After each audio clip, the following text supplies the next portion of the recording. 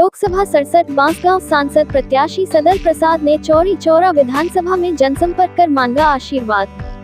जी हां, आपको बता दें कि इंडिया गठबंधन बांसगांव लोकसभा प्रत्याशी सदर प्रसाद ने विधानसभा चौरी चौरा के दुमरी कार्यालय से चलकर भोपा बाजार, मुंडेरा बाजार होते हुए क्षेत्र के मुख्य मार्ग से पैदल अपने सैकड़ों इंडिया गठबंधन कार्यकर्ताओं के साथ क्षेत्र वासियों से अपने लिए वोट की अपील की।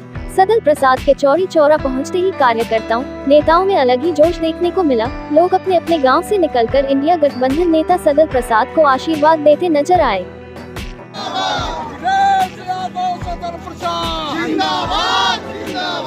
राहुल गांधी सदर प्रसाद जिंदाबाद।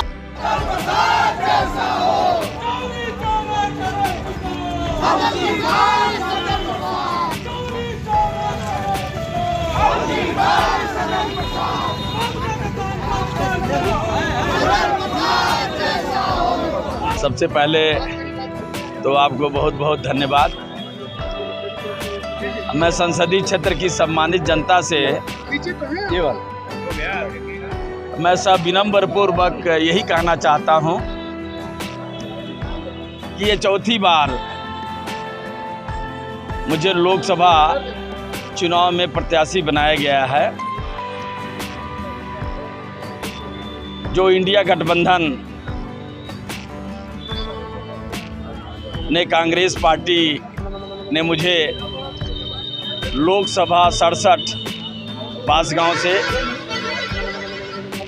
उम्मीदवार बना करके मुझे भेजा है और अपने संसदीय क्षेत्र की सम्मानित जनता से ये मैं बताना चाहता हूं कि चौथी बार मैं ये लोकसभा का चुनाव लड़ रहा हूं। इससे पहले 3 बार जिन्होंने मुझे चुनाव हराया था उनको सांसद के रूप में इस क्षेत्र की जनता 15 साल से देख चुकी है। 5 साल उनकी माता जी को भी इस क्षेत्र की जनता ने सांसद के रूप में देखा था। और आपको ये भी मैं बताना चाहता हूं कि वर्तमान सांसद महोदय के छोटे भाई भी 8 साल से विधायक के रूप में बांसगांव विधानसभा में दिखाई दे रहे हैं। कहने का मतलब एक ही परिवार के लोगों को इस संसदीय क्षेत्र की सम्मानित जनता ने 20 साल से सांसद के रूप में, विधायक के रूप में देखते हो गया।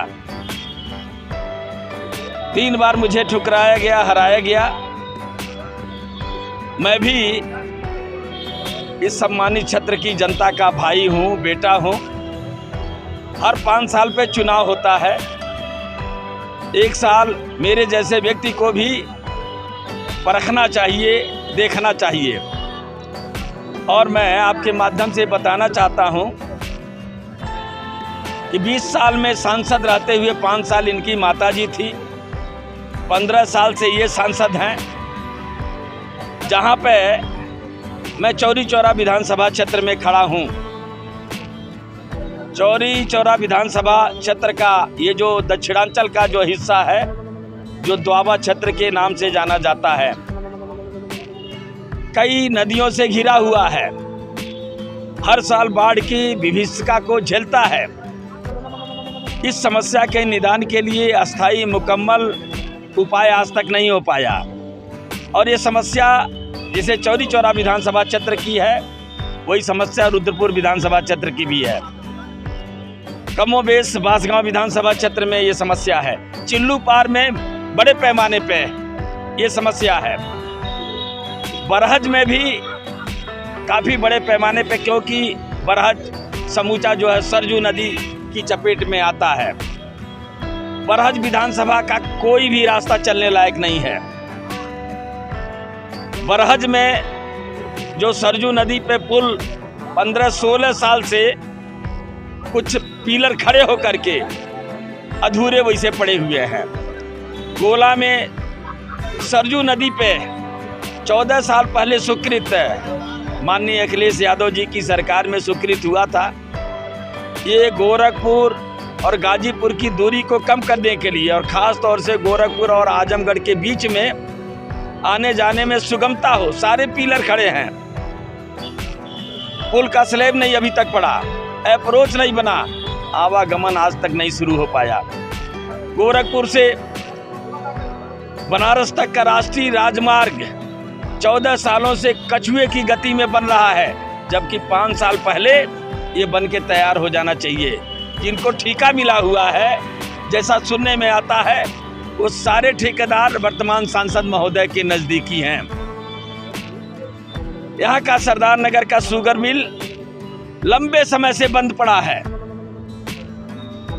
धुरियापार का शुगर मिल बनने के बाद मात्र 1 साल ही चला, उसके बाद आज तक बंद है। और उसको ये जो वर्तमान समय में 10 साल से सरकार देख रहे हैं, जिसने सब कुछ बेच डाला इस देश का, ये धुरियापार शुगर मिल को भी औने पौने दाम पे पूंजीपतियों के हाथ में बेचने के फिराक में है। ये जो सहजनवा से दोहरी घाट तक का रेल संपर्क बहुप्रतीक्षित है, जिसका डीपीआर 2004 में ही बन करके तैयार हो गया, लेकिन आज तक वो फाइलों में दबा हुआ है। मैं संसदीय क्षेत्र की सम्मानित जनता को विश्वास और भरोसा दिलाना चाहता हूं। एक बार अपने भाई और बेटे सदल प्रसाद को भी परखने और देखने का काम करें, सांसद के रूप में, एमपी के रूप में। और मैं आपको भरोसा दिलाना चाहता हूं, इस संसदीय क्षेत्र बांसगांव की जो बुनियादी समस्याएं हैं, उनको उठाने के लिए, उनके समाधान के लिए पार्लियामेंट में संसदीय क्षेत्र की सम्मानित जनता और साथ साथ में पूरे पूर्वांचल की आवाज बनने का काम करूंगा।